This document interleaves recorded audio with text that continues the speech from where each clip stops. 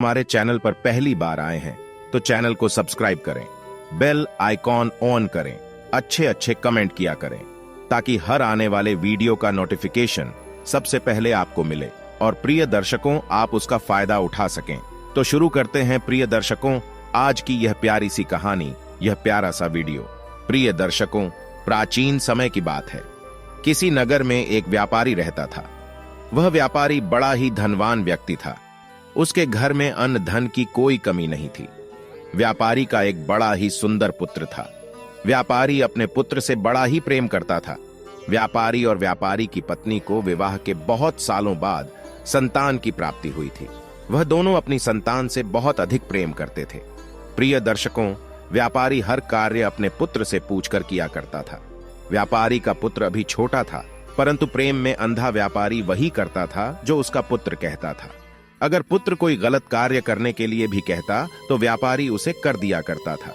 व्यापारी यह नहीं देखता था कि मेरा पुत्र अभी छोटा है और इसे इतनी समझ नहीं है कि ये बड़े निर्णय ले सके, परंतु पुत्र प्रेम में अंधा व्यापारी और व्यापारी की पत्नी, वह दोनों अपने पुत्र की हर बात को सराखों पर रखा करते थे। व्यापारी का पुत्र जो भी व्यापारी से मांगता, व्यापारी उसे लाकर दे दिया करता था। प्रिय दर्शकों, व्यापारी के घर के बाहर एक वृक्ष पर कई सालों से एक बूढ़ी चिड़िया रहती थी। वह बूढ़ी चिड़िया व्यापारी के घर के बाहर कई सालों से रह रही थी। वह व्यापारी के घर को अच्छे से जानता था और व्यापारी भी उस बूढ़ी चिड़िया की बड़ी सेवा करता था। उसे दाना पानी खाने के लिए दिया करता था। बूढ़ी चिड़िया यह देखकर बड़ी ही चिंतित थी कि व्यापारी अपने पुत्र की हर बात को मान लेता है। व्यापारी का पुत्र जिस भी चीज की जिद करता है, व्यापारी उसे लाकर दे देता है। तब वह बूढ़ी चिड़िया व्यापारी से कहती है कि हे व्यापारी, तुम्हें अपने पुत्र के प्रेम में अंधा नहीं होना चाहिए। तुम्हारी यह गलती तुम्हें आगे जाकर बहुत भारी पड़ेगी। तब व्यापारी कहता है कि अरे बूढ़ी चिड़िया, तुम नहीं जानती, मेरा पुत्र स्वयं भगवान का रूप है। इतनी मन्नतों के बाद मुझे पुत्र की प्राप्ति हुई है। अब तो वह जैसा कहेगा मैं वैसा ही करूंगा। तब बूढ़ी चिड़िया कहती है कि अरे पुत्र प्रेम में अंधे व्यापारी, तुम्हें मेरी बात समझ में नहीं आ रही है। मैं तुम्हें एक कहानी के माध्यम से और अपनी बात समझाती हूं। प्रिय दर्शकों, अब बूढ़ी चिड़िया अपनी कहानी प्रारंभ करती है। बूढ़ी चिड़िया कहती है कि हे व्यापारी, प्राचीन समय की बात है। एक गांव में एक सेठ रहा करता था। वह सेठ बड़ा ही भोला भाला व्यक्ति था। उस सेठ के 4 बेटे थे। सेठ अपने चारों बेटों के साथ घर में आराम से रहा करता था। सेठ ने अपने सभी बेटों का विवाह कर दिया था। सेठ की चारों बहू सेठ की खूब सेवा किया करती थी। प्रिय दर्शकों, सेठ की छोटी बहू के घर में आने के बाद सेठ का घर बड़े सुख से चल रहा था।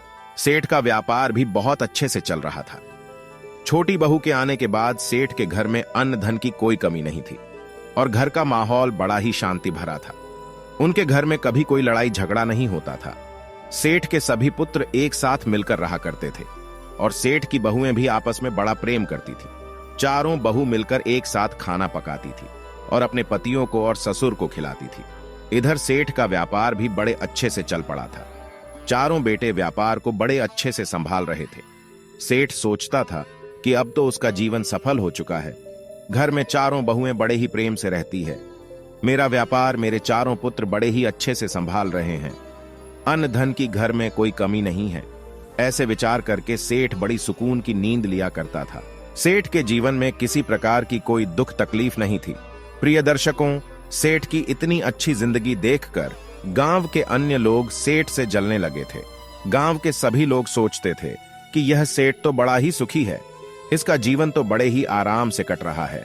इसके जीवन में कोई दुख तकलीफ नहीं है। प्रिय दर्शकों, बूढ़ी चिड़िया आगे कहती है, हे व्यापारी, अक्सर मनुष्य दूसरों की तरक्की से जलता है। जिस प्रकार केकड़े एक दूसरे का पैर पकड़कर और किसी को आगे नहीं बढ़ने देते हैं, उसी प्रकार मनुष्य भी दूसरे को आगे बढ़ता हुआ देखकर उसका पैर पकड़कर उसे पीछे खींचना चाहता है। मनुष्य खुद की तरक्की से जितना खुश नहीं होता, उतना दुखी वह दूसरे की तरक्की देखकर हो जाता है। अब तो सेठ को आगे बढ़ता हुआ देख, तरक्की करता हुआ देख, गांव के सभी लोग जलने लगे थे। कोई भी सेठ से सीधे मुंह बात नहीं करता था। सभी सोचते थे कि किस तरह सेठ का जीवन कष्ट से भर दिया जाए, किस प्रकार की हंसी को दुख में बदल दिया जाए। प्रिय दर्शकों, यही सब सोचकर गांव के कुछ लोग सेठ के कुल पुरोहित के पास जाते हैं और कुल पुरोहित के पास जाकर कहते हैं कि अरे पुरोहित जी, आप यहाँ सूखी रोटी खा रहे हो और वहां आपका यजमान सेठ बड़े आराम से पकवान खा रहा है, अपनी बहू के हाथों का स्वादिष्ट भोजन कर रहा है। तब पुरोहित जी कहते हैं कि आप लोग क्या कहना चाहते हैं, मुझे बात समझ में नहीं आ रही है। तब गांव के लोग बताते हैं कि पुरोहित जी, आपका जीवन तो आपके जजमानों से ही चलता है, परंतु आपका जजमान तो बड़ा ही सुखी है, उसके जीवन में तो किसी प्रकार का कोई कष्ट नहीं है। जरा याद करिए कि आपके यह जजमान ने आपको आखिरी बार अपने घर कब बुलाया था।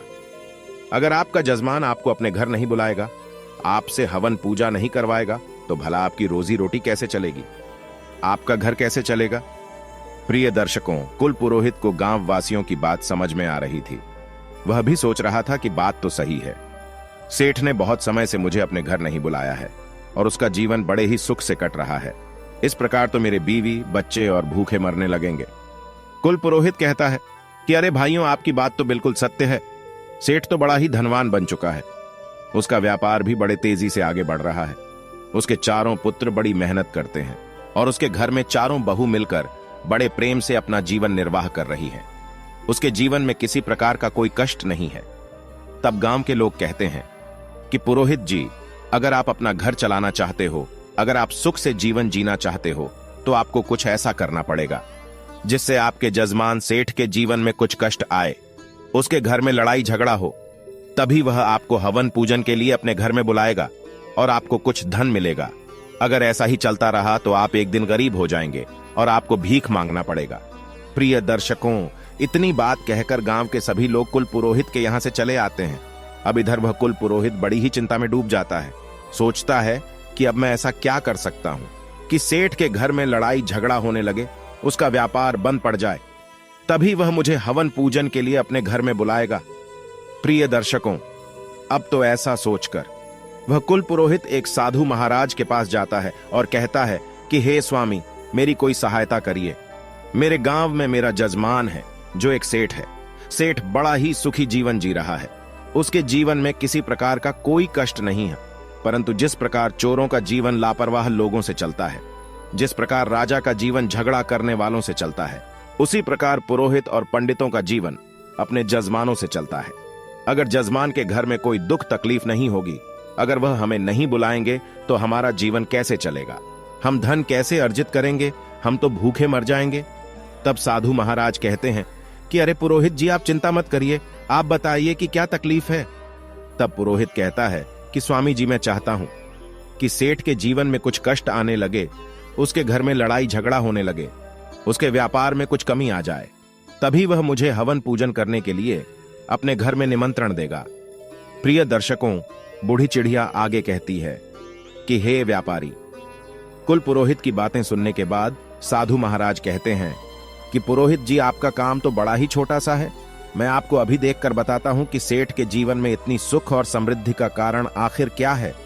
प्रिय दर्शकों, अब तो वह साधु महाराज अपनी दिव्य दृष्टि से आंखें बंद करके देखते हैं और कुछ देर आंखें बंद करके देखने के बाद साधु महाराज आंखें खोलकर अपने सामने बैठे कुल पुरोहित से कहते हैं कि पुरोहित जी, सेठ के आगे बढ़ने का कारण उसके घर में आई छोटी बहू है। सेठ की जो छोटी बहू है वह साक्षात लक्ष्मी का रूप है। वह बड़ी ही संस्कारी और बड़ी ही बुद्धिमान स्त्री है। जब से वह सेठ के घर में आई है तो सेठ के घर में सब कुछ अच्छा ही हो रहा है और उसका जीवन बड़ा ही सुख से कट रहा है। कोई लड़ाई झगड़ा नहीं हो रहा है।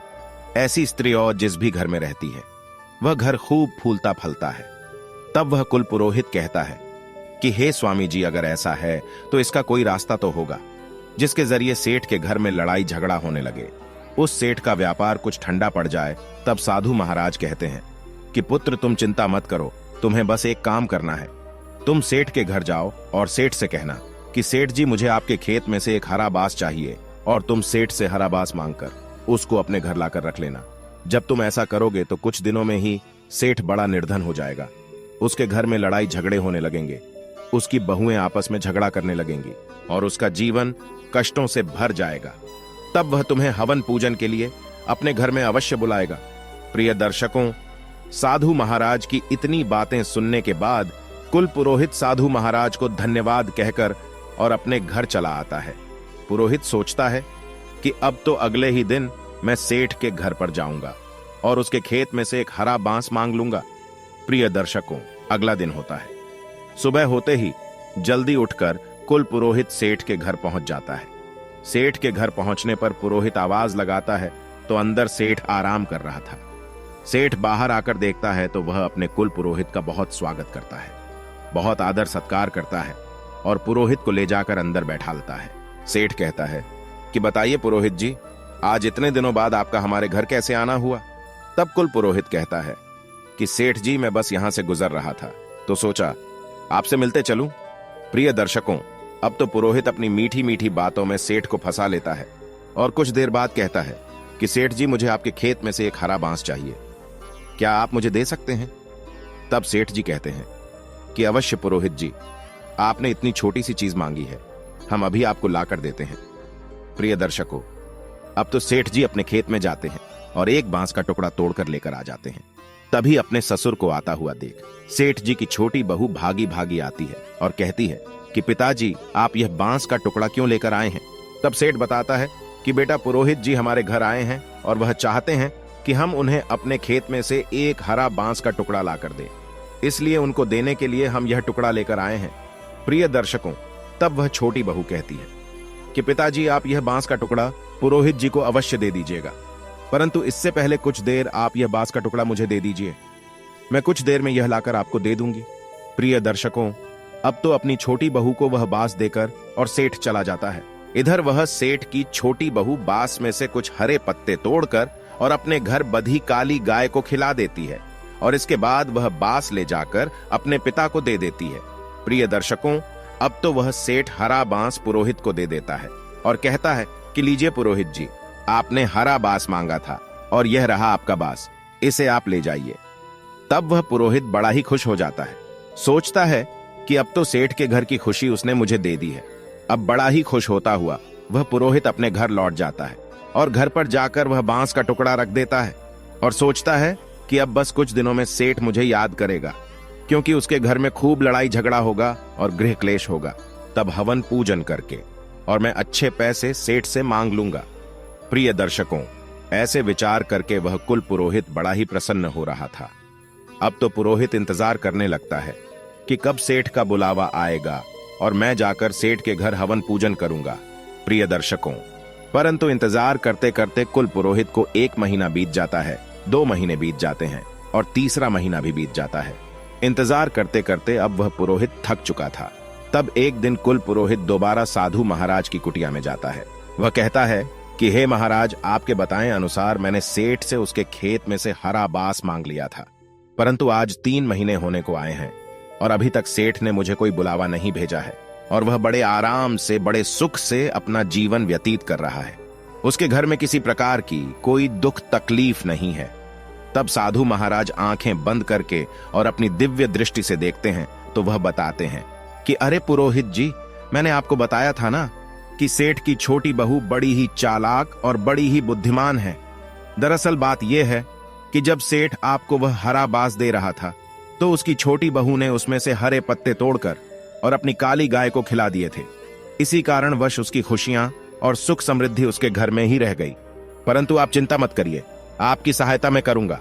प्रिय दर्शकों, साधु महाराज आगे कहते हैं कि पुरोहित जी, अब आपको क्या करना है कि सेठ के घर जाना है और सेठ से उसकी काली गाय मांगकर अपने घर लेकर आना है। आप जैसे ही उसकी काली गाय को अपने घर लाकर रखोगे तो कुछ ही दिनों में सेठ के घर में दुख तकलीफ आना शुरू हो जाएगा। तब सेठ आपको निमंत्रण अवश्य भेजेगा। प्रिय दर्शकों, अब तो वह कुल पुरोहित एक बार फिर प्रसन्न हो जाता है और साधु महाराज को धन्यवाद कहकर अपने घर के लिए निकल पड़ता है। घर पहुंचकर वह कुल पुरोहित सोचता है कि अब कल सुबह होते ही मैं सेठ के घर जाऊंगा और जाकर सेठ से उसकी काली गाय मांग लूंगा। उसके बाद मैं देखता हूं कि सेठ कैसे इतना सुखी रहता है। प्रिय दर्शकों, अब अगला दिन भी हो जाता है और सुबह उठकर वह कुल पुरोहित स्नान करके और सबसे पहले सेठ के घर पहुंच जाता है। एक बार फिर सेठ अपने घर का दरवाजा खोलता है तो वह देखता है कि कुल पुरोहित आया हुआ है। सेठ अपने कुल पुरोहित को आदर सहित घर के अंदर बुलाता है और स्वादिष्ट भोजन कराता है। उसके बाद सेठ पूछता है कि बताइए पुरोहित जी, आज आपका कैसे आना हुआ? कुल पुरोहित कहता है कि सेठ जी, मैं बड़ी ही दुख तकलीफ में हूँ।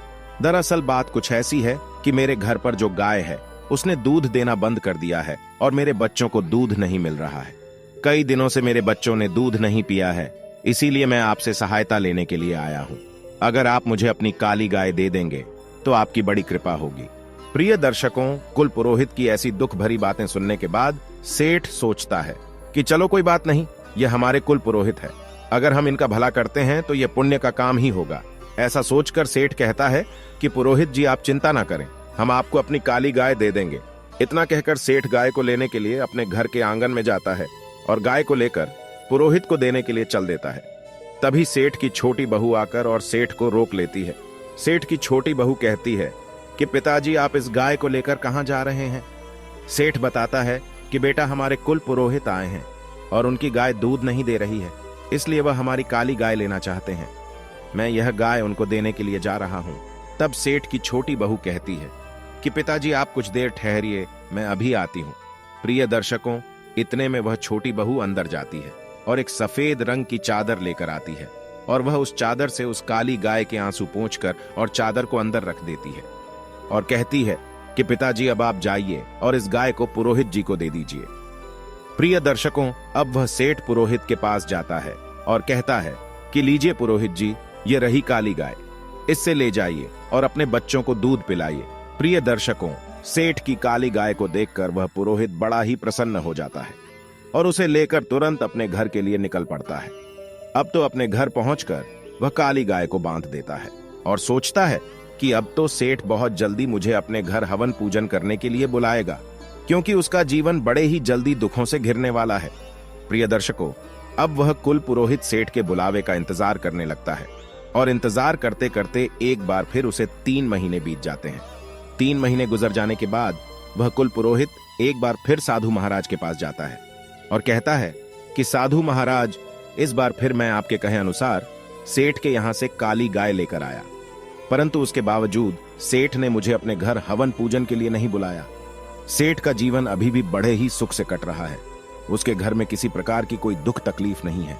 तब साधु महाराज एक बार फिर अपनी आंखें बंद करते हैं और अपनी दिव्य दृष्टि से देखते हैं तो साधु महाराज कहते हैं कि हे पुरोहित जी, उस सेठ की छोटी वाली बहू तो बहुत ही चालाक है। हमने जितना सोचा था वह उससे भी ज्यादा चालाक है। वह सारी विद्या जानती है। सेठ की बहू बड़ी ही बुद्धिमान है। जब आप सेठ से काली गाय मांगने गए थे तब उसने अपनी सफेद चादर में गाय के आंसू पोंछकर और अपने पास रख लिए थे, जिसके कारण सुख समृद्धि उसके घर में ही रह गई। अब तो यह बात सुनकर कुल पुरोहित बड़ा ही चिंतित हो जाता है। वह सोचता है कि जब तक यह छोटी बहू रहेंगी तब तक सेठ का जीवन सुख समृद्धि से भरा रहेगा। पुरोहित कहता है कि हे साधु महाराज, अब मुझे क्या करना चाहिए? तब साधु महाराज कहते हैं कि पुरोहित, अब आप सेठ के घर जाओ और सेठ से किसी तरीके से वह सफेद चादर मांगकर अपने घर लाकर रख लो। अगर आपने ऐसा कर लिया तो निश्चित ही सेठ का जीवन बदल जाएगा और उसके घर में लड़ाई झगड़ा गृह क्लेश होने लगेंगे। प्रिय दर्शकों, अब साधु महाराज को धन्यवाद कहकर और वह कुल पुरोहित अपने घर के लिए निकल जाता है। घर पहुंचकर वह कुल पुरोहित निर्णय करता है कि कल सुबह होते ही मैं एक बार फिर सेठ के घर जाऊंगा और जाकर किसी तरीके से सफेद चादर मांग कर लेकर आऊंगा। प्रिय दर्शकों, अगला दिन होता है और वह पुरोहित सुबह उठते ही बड़ा प्रसन्न हो जाता है। सोचता है कि आज तो सेठ से उसकी सफेद चादर मांग कर और उसका जीवन में दुखों से भर दूंगा। अब कुल पुरोहित सेठ के घर जाता है और जाकर सेठ से कहता है कि सेठ जी, मेरी पत्नी हर दिन मंदिर में कीर्तन करने के लिए जाती है, परंतु मंदिर में बैठने के लिए उसके पास कोई अच्छी चादर नहीं है। वह नीचे फर्श पर बैठती है और उसको ऐसा करते हुए देख मुझे अच्छा नहीं लगता है।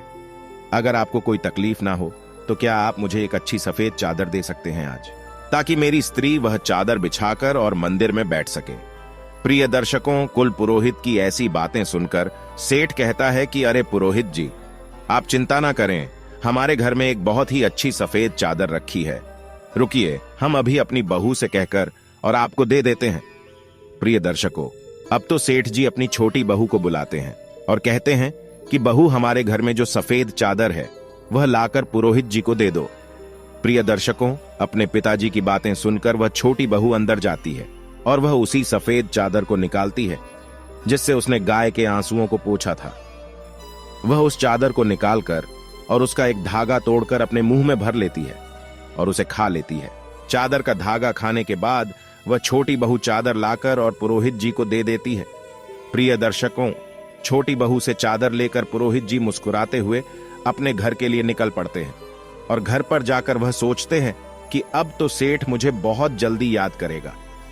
प्रिय दर्शकों, अब सेठ की राह देखते देखते वह कुल पुरोहित कई महीनों तक इंतजार करता रहता है। धीरे धीरे 1 महीना बीत जाता है, उसके बाद दूसरा महीना भी निकल जाता है और तीसरा महीना में निकल जाता है। अब इंतजार करते करते पुरोहित थक जाता है और एक बार फिर साधु महाराज के पास जाता है। साधु महाराज कहते हैं कि आओ पुरोहित जी, बताओ कैसे हो। तब पुरोहित कहता है कि अरे साधु महाराज, आपने मुझे जो करने को कहा मैंने सब कुछ किया, परंतु वह सेठ अभी भी अपना जीवन बड़े आराम से जी रहा है। उसके जीवन में कोई दुख तकलीफ नहीं है, उसके पास धन की कोई कमी नहीं है। प्रिय दर्शकों, अब साधु महाराज एक बार फिर अपनी आंखें बंद करके अपनी दिव्य दृष्टि से देखते हैं और पुरोहित को बताते हैं, पुरोहित जी, अब हमें लगता है कि वह छोटी बहू जब तक उसके घर में रहेंगी तब तक हम उसका कुछ नहीं बिगाड़ सकते। आपको सफेद चादर देने से पहले उसकी बहू ने उसमें से एक धागा निकालकर और खा लिया था, जिसके कारण सुख, समृद्धि और धन का सुख उसके पास ही रह गया। अब तो आपको कुछ भी करके और सेठ जी की छोटी बहू को उसके घर से निकालना पड़ेगा। अगर आपने एक बार छोटी बहू को घर से निकाल दिया तो फिर सेठ के जीवन में कष्ट ही कष्ट आ जाएंगे और उसका जीवन दुखों से घिर जाएगा। प्रिय दर्शकों, अब तो पुरोहित को भी समझ में आ गया था कि छोटी बहू के रहते वह कुछ नहीं कर सकता, इसलिए वह अपने घर जाता है और सेठ के घर से उसकी छोटी बहू को निकालने का उपाय ढूंढने लगता है। प्रिय दर्शकों, और अगली सुबह कुल पुरोहित सेठ के घर जाता है और बड़ी ही चिंतित अवस्था में जाकर कहता है कि सेठ जी, आपकी सुरक्षा मेरी जिम्मेदारी है और मुझे आपकी सुरक्षा खतरे में दिख रही है। आप पर बहुत बड़ा संकट आने वाला है, आपका जीवन दुखों से घिरने वाला है, आपके व्यापार में आपको बहुत बड़ा नुकसान होने वाला है और आपके घर में बहुत बड़ी विपत्ति आने वाली है। प्रिय दर्शकों, कुल पुरोहित की ऐसी बातें सुनकर वह सेठ घबरा जाता है और बहुत चिंतित हो जाता है। सेठ कहता है कि पुरोहित जी, यह आप क्या कह रहे हैं? आप हमें बताइए, क्या इस विपत्ति से बचने का कोई उपाय है? आप जो भी कहेंगे हम अवश्य करेंगे। प्रिय दर्शकों, अब तो पुरोहित समझ गया था कि यह सेठ उसके जाल में फंस चुका है। पुरोहित आगे कहता है कि सेठ जी, आपकी छोटी बहू आपके ऊपर बहुत बड़ा खतरा है। जब तक वह इस घर में रहेंगी आप पर संकट बना रहेगा, इसलिए मैं तो कहता हूं कि आप अपनी छोटी बहू को अपने घर से निकाल दीजिए, क्योंकि उसी के कारण आप पर इतना बड़ा खतरा मंडरा रहा है और आपका जीवन संकट में है। प्रिय दर्शकों, पुरोहित की ऐसी बातें सुनकर वह सेठ जी उस पर विश्वास कर लेते हैं। सेठ जी कहते हैं कि पुरोहित जी, आप जैसा कहेंगे मैं वैसा ही करूंगा। आप बताइए कि मुझे किस तरीके से अपनी बहू को घर से निकालना है।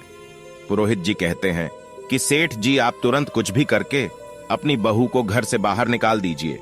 प्रिय दर्शकों, इतना कहकर वह पुरोहित अपने घर चला जाता है और इधर से सेठ जी चिंता में डूब जाते हैं। वह सोचते हैं कि मेरी बहू तो बड़ी ही अच्छे स्वभाव की है, मेरी इतनी सेवा करती है, मैं उसे अपने घर से कैसे निकालूंगा।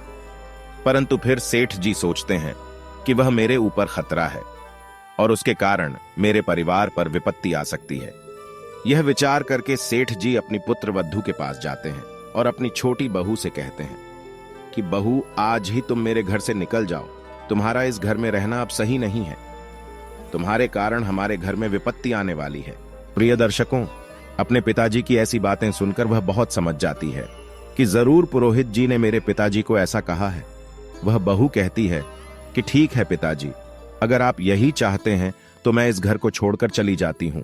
प्रिय दर्शकों, अपनी पत्नी को घर छोड़कर जाता हुआ देख सेठ का छोटा पुत्र भी कहता है कि पिताजी, अगर मेरी पत्नी इस घर में नहीं रह सकती तो मैं भी नहीं रहूंगा और मैं भी अपनी पत्नी के साथ घर छोड़कर जा रहा हूं। प्रिय दर्शकों, अब तो वह पत्नी और पति दोनों सेठ जी का घर छोड़कर और शहर में चले जाते हैं और शहर में जाकर किराए के मकान में रहने लगते हैं। कुछ दिन बाद वह अपना नया धंधा शुरू करते हैं और प्रिय दर्शकों, सेठ की छोटी बहू बड़ी बुद्धिमान तो थी ही, उसकी बुद्धि के कारण उनका धंधा बड़े ही अच्छे से चलने लगता है। उनका व्यापार बहुत बड़े व्यापार में परिवर्तित हो जाता है और छोटा पुत्र और उसकी पत्नी दोनों बड़े ही धनवान बन जाते हैं, शहर में अपना मकान भी खरीद लेते हैं। प्रिय दर्शकों, इधर वह सेठ, उसका घर बर्बाद होता जा रहा था। घर में लड़ाई झगड़ा होने लगे थे।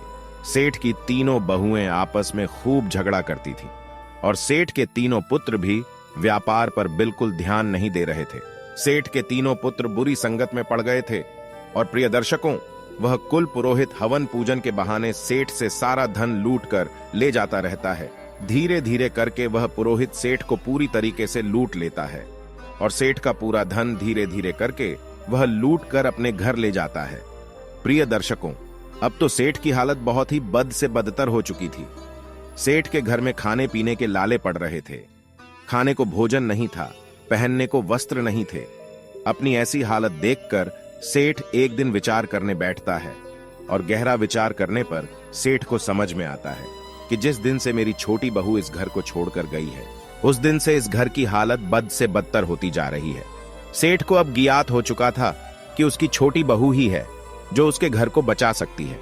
सेठ अब तो तुरंत दौड़ा दौड़ा शहर जाता है और अपने छोटे पुत्र के घर पर जाकर अपनी लक्ष्मी स्वरूप बहू से क्षमा मांगता है। सेठ अपनी बहू के चरणों में गिरकर और कहता है कि बहू, मुझे माफ कर दो। मैंने पुरोहित की बातों में आकर और तुम्हें घर से निकाल दिया, परंतु तुम तो साक्षात लक्ष्मी हो। जब तक तुम मेरे घर में थी तब तक घर में बड़ी सुख शांति बनी हुई थी, और जब से तुम घर छोड़कर आई हो, घर में गृह क्लेश हो रहे हैं, लड़ाई झगड़ा हो रहे हैं और हम बड़े ही निर्धन हो चुके हैं।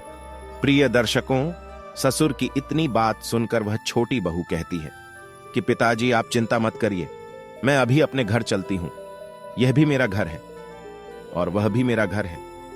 मैं पहले से यह जानती थी कि पुरोहित ने आपके कान भरे हैं और उसी ने आपको कहा है कि आप मुझे घर से निकाल दें। प्रिय दर्शकों, छोटी बहू आगे कहती है कि पिताजी, संसार में ऐसे बहुत से लोग होते हैं जो दूसरों की खुशियों से, दूसरों के सुख से जलते हैं और उनको बर्बाद करना चाहते हैं, परंतु यह हमारे ऊपर निर्भर करता है कि हम किसकी बातों में आते हैं, कैसे निर्णय लेते हैं और किस तरह अपने घर को चलाते हैं। अगर हम गलत लोगों की बातों में आकर अपने ही घर को तोड़ेंगे, अपने ही घर के लोगों को घर से निकालेंगे, तो अवश्य हमारे घर का नाश हो जाएगा। प्रिय दर्शकों, इतनी बातें सुनकर सेठ अपनी बहू को लेकर अपने घर लौट जाता है और बहू घर आती है। उसके कुछ दिन बाद सेठ तरक्की करने लगता है। सेठ का व्यापार फिर से चलने लगता है। सेठ के घर में अन्न धन के भंडार भरे रहते हैं, आपस में प्रेम बना रहता है।